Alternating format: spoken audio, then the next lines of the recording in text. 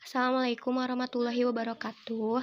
Saya dari kelompok 6 akan mempresentasikan tentang menurunkan jumlah mikroorganisme, kontaminan, dan mencegah transmisi. Langsung saja akan dibacakan oleh teman saya. Definisi: infeksi merupakan suatu kondisi penyakit yang disebabkan oleh masuknya kuman patogen atau mikroorganisme lain ke dalam tubuh yang dapat menimbulkan reaksi tertentu. Contoh reaksi tersebut adalah perubahan sekunder berupa peradangan yang ditandai antara lain oleh vasodilatasi pembuluh darah lokal, peningkatan permeabilitas kapiler, dan pembengkakan sel.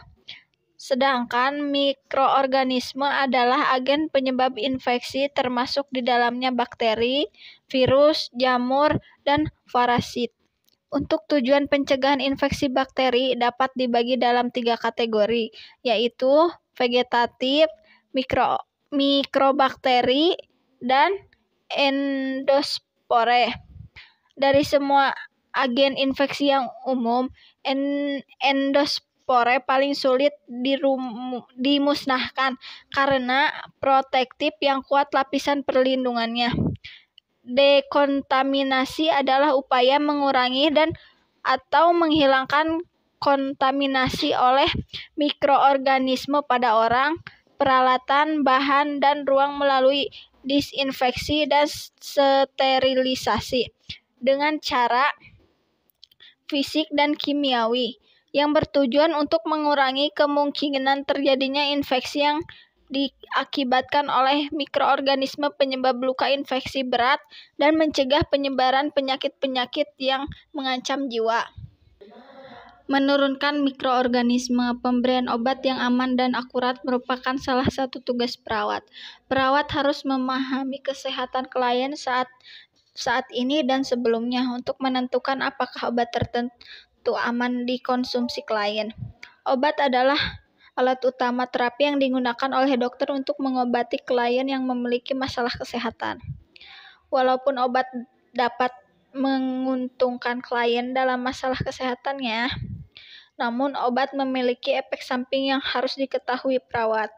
Dokter, perawat, dan ahli farmasi menggunakan standar kualitas dan pemurnian obat yang digunakan oleh pemerintahan Amerika Serikat, yaitu Food and Drug Act, Undang-Undang Makanan dan Obat Murni. Standar ini digunakan untuk memastikan klien penerima obat yang alami dalam dosis yang aman dan efektif. Standar yang diterima masyarakat harus memiliki kriteria sebagai berikut. 1. Kemurnian. Pabrik memenuhi standar kemurnian untuk tipe dan konsentrasi zat lain yang diperbolehkan dalam produksi obat. Yang kedua, potensi. Konsentrasi obat aktif dalam preparat obat mempengaruhi kekuatan atau potensi obat. Yang ketiga, bioavailability. Kemampuan obat untuk melepas dari bentuk dosisnya dan melarut, diabsorpsi, dan diangkut tubuh ke tempat kerjanya disebut bioavailability. Kemanjuran pemeriksaan laboratorium yang terinci dapat membantu menentukan efektivitas obat. Keamanan. Semua obat harus terus dievaluasi untuk menentukan efek samping obat tersebut. 5 cara penyebaran penyakit menular secara langsung adalah: yang pertama itu ada antar individu, yang kedua ibu kepada janin yang dikandungnya, yang ketiga binatang kepada manusia, yang keempat makanan dan air yang terkontaminasi kuman, yang terakhir yaitu gigitan serangga. Kontaminasi, suatu kondisi terjadinya percampuran atau percemaran terhadap sesuatu oleh unsur lain yang memberikan efek tertentu, biasanya berdampak buruk. Komponen yang menyebabkan terjadinya kontaminasi sangat beragam, baik itu benda mati ataupun makhluk hidup. Kontaminan yang berasal dari benda mati, misalnya senyawa kimia dan kotoran. Sedangkan kontaminan yang berasal dari makhluk hidup, misalnya mikroba. Infeksi nosokomial adalah istilah yang merujuk pada suatu infeksi yang berkembang di lingkungan rumah sakit. Artinya, seseorang dikatakan terkena infeksi nosokomial apabila penularannya didapat ketika berada di rumah sakit, termasuk juga infeksi yang terjadi di rumah sakit dengan gejala yang baru muncul saat pasien pulang ke rumah, dan infeksi yang terjadi pada pekerja di rumah sakit. Infeksi nosokomial terjadi di seluruh dunia dan berpengaruh buruk pada kondisi kesehatan di negara-negara miskin dan berkembang. Selain itu, infeksi nosokomial termasuk salah satu penyebab terbesar kematian pada pasien yang menjalani perawatan di rumah sakit. Infeksi nosokomial bisa menyebabkan pasien terkena bermacam-macam penyakit dengan gejala yang berbeda-beda. Beberapa penyakit yang paling sering terjadi akibat infeksi nosokomial adalah: yang pertama itu infeksi aliran darah primer atau IADP, yang kedua pneumonia, yang ketiga infeksi saluran kemih atau ISK, yang terakhir yaitu infeksi luka operasi atau ILO. Yang selanjutnya akan dilanjutkan oleh teman saya. Faktor-faktor yang mempengaruhi seseorang dapat terkena infeksi nosokomial adalah: yang pertama yaitu patogen atau bakteri, jamur, virus, parasit. Yang kedua ada kondisi pasien, usia, daya tahan tubuh, dan penyakit yang dimiliki. Yang ketiga faktor lingkungan. Di sini juga ada gejala infeksi nosokomial. Gejala yang dialami sama dengan tanda-tanda infeksi lainnya seperti demam, takikardia, sesak, dan lemas. Pada pneumonia dapat terjadi batuk dengan dahak yang kental, dan pada infeksi saluran kemih terdapat nyeri daerah punggung bawah atau perut bawah. Yang terpenting, seluruh gejala ini timbul setelah perawatan di rumah sakit dan tidak sesuai dengan keluhan awal saat masuk rumah sakit. Dan selanjutnya ada diagnosa infeksi nosokomial. Dokter dapat mencurigai seseorang pasien terkena infeksi nosokomial berdasarkan tanda-tanda atau gejala yang dialaminya. Diagnosa infeksi nosokomial dipastikan dengan menemukan bakteri penyebab dari tempat yang dicurigai mengalami infeksi. Pemeriksaan ini dilakukan dengan mengambil sampel urin, dahak, darah, atau cairan lainnya, atau misalnya cairan luka operasi, untuk dibiakkan atau dikultur dalam sebuah medium untuk melihat adanya pertumbuhan bakteri. Pemeriksaan kultur ini juga dapat dilakukan untuk jamur bila dicurigai penyebab infeksi nosokomial adalah jamur. Baik, di sini ada pengobatan infeksi nosokomial. Sambil menunggu hasil kultur bakteri, pengobatan awal untuk infeksi nosokomial adalah pemberian antibiotik secara empiris, yaitu pemberian antibiotik yang tidak spesifik sebelum ada hasil dari kultur. Biasanya diberikan antibiotik dengan kemampuan luas yang dapat menyerang hampir seluruh jenis bakteri. Selain ada hasil pemeriksaan, pemberian antibiotik akan disesuaikan dengan jenis bakteri secara lebih spesifik. Anti jamur maupun antivirus juga dapat diberikan bila dicurigai penyebabnya dari jamur atau virus. Seluruh alat yang menempel pada tubuh dan mengakibatkan infeksi seperti kateter, selang napas, selang infus, atau lainnya bila memungkinkan segera dicabut. Tetapi suportif seperti pemberian cairan, oksigen, atau obat untuk mengatasi demam dapat diberikan. Prosedur operasi debridement dapat dilakukan untuk infeksi pada luka operasi dengan cara memotong atau mengangkat jaringan yang tidak sehat. Komplikasi infeksi nosokomial. Komplikasi yang dapat terjadi dari infeksi nosokomial adalah: yang pertama ada endokarditis, yang kedua gagal ginjal, yang ketiga sepsis. Slide selanjutnya akan dilanjutkan oleh Aniswah Utami. Pencegahan infeksi nosokomial. Langkah-langkah pencegahan infeksi nosokomial menjadi tanggung jawab seluruh orang yang ada di rumah sakit, termasuk petugas kesehatan, pasien, dan orang yang berkunjung. Beberapa langkah yang dapat dilakukan untuk mencegah penyebaran infeksi ini adalah: yang pertama, cuci tangan. Yang kedua, menjaga kebersihan lingkungan rumah sakit. Yang ketiga, penggunaan alat dan prosedur. Yang keempat, penempatan pasien di ruang isolasi. Yang kelima, mengikuti standar operasional prosedur atau SOP. Pada umumnya, kata kontaminasi selalu dihubungkan dengan sesuatu yang bermakna buruk atau negatif. Penggunaan kata kontaminasi sering digunakan untuk banyak hal, termasuk diantaranya, yang pertama, kontaminasi makanan. Pengertian kontaminasi makanan adalah terjadi percampuran antara bahan makanan dengan zat lainnya yang bersifat merusak makanan tersebut. Makanan yang sudah terkontaminasi zat yang merusak akan berbahaya bila masuk ke dalam tubuh manusia. Yang kedua, kontaminasi lingkungan. Pengertian kontaminasi lingkungan adalah masuknya komponen lain, zat, makhluk hidup ke dalam lingkungan yang mengakibatkan kualitas lingkungan tersebut menjadi rusak. Kontaminasi dapat terjadi karena ulah manusia dan juga karena aktivitas alam. Contoh kontaminasi akibat kegiatan manusia, limbah pabrik dibuang ke sungai sehingga air sungai menjadi beracun bagi makhluk hidup. Contoh kontaminasi karena aktivitas alam, gunung meletus, gas alam yang beracun. Yang ketiga, kontaminasi silang. Pengertian kontaminasi silang adalah terjadinya perpindahan bakteri dari bahan pangan mentah ke produk pangan yang sudah jadi, baik secara langsung maupun tidak langsung. Kontaminasi silang umumnya terjadi karena proses penyimpangan bahan makanan dan proses pembuatan makanan yang tidak bersih.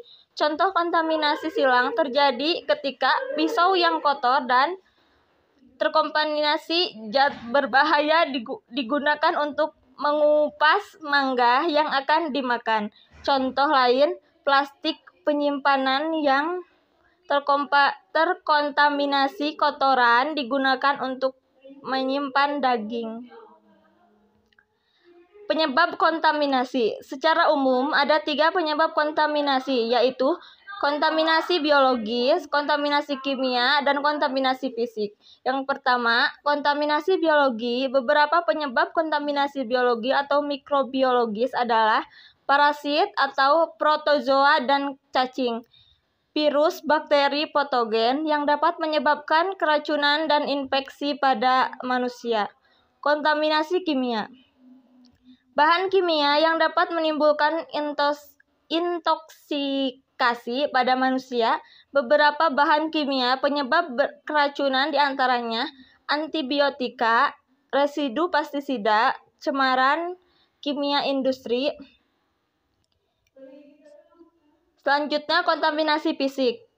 Pencemaran yang sifatnya fisik, misalnya batu, debu, rambut, logam, potongan kayu, buku, atau bahkan peralatan termasuk yang digunakan. Kontaminasi fisik tidak selalu mengakibatkan penyakit, namun tetap berbahaya dan mengganggu kesehatan manusia.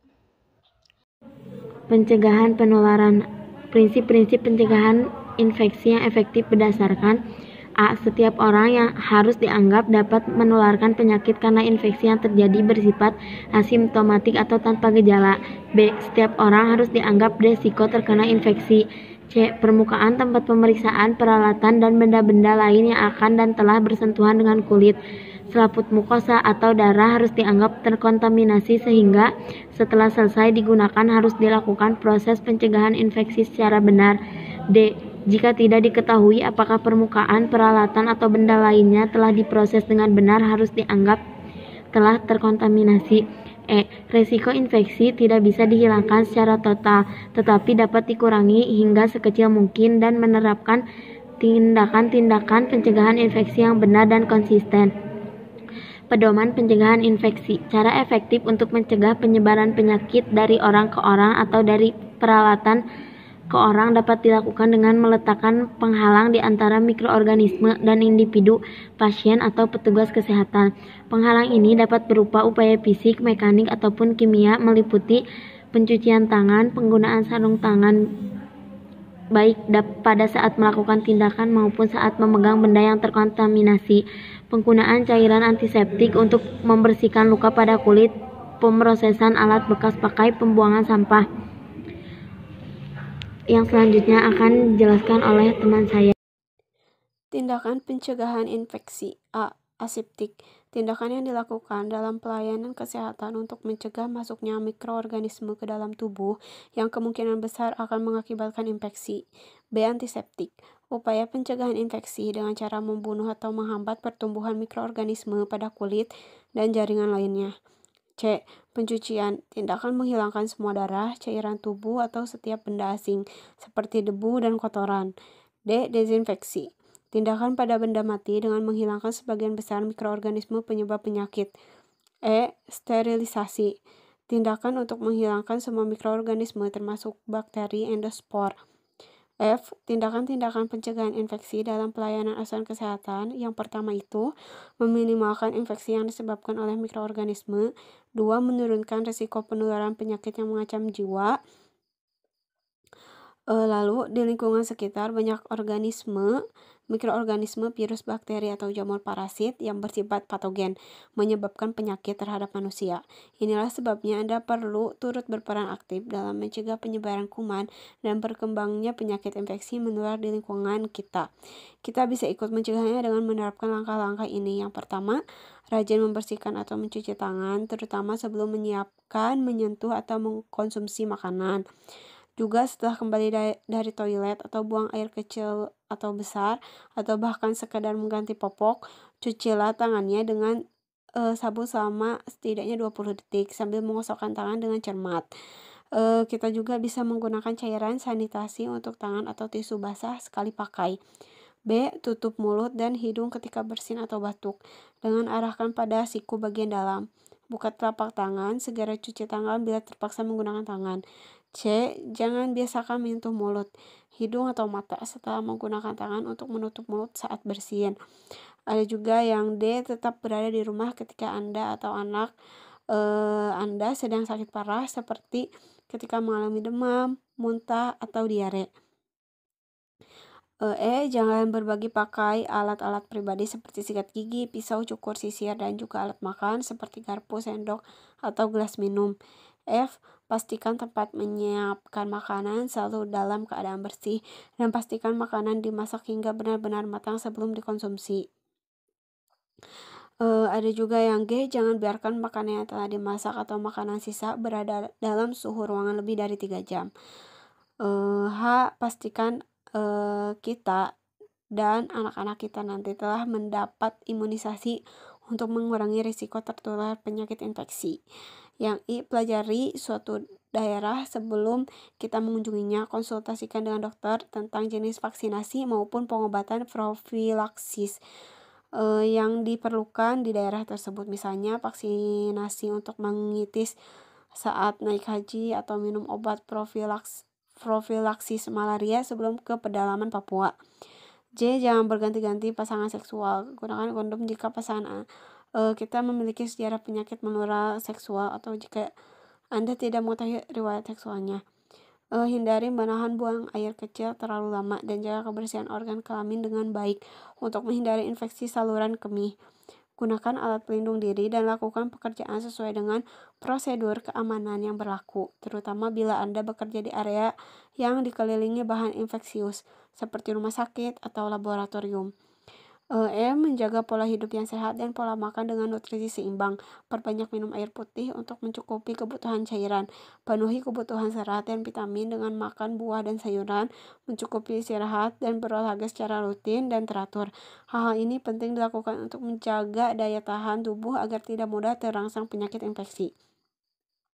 Dengan melakukan tips yang dipaparkan di atas, kita setidaknya mengurangi resiko terjangkitnya penyakit infeksi yang dapat menyebabkan gangguan kesehatan dan bahkan dapat membahayakan nyawa kita dan keluarga.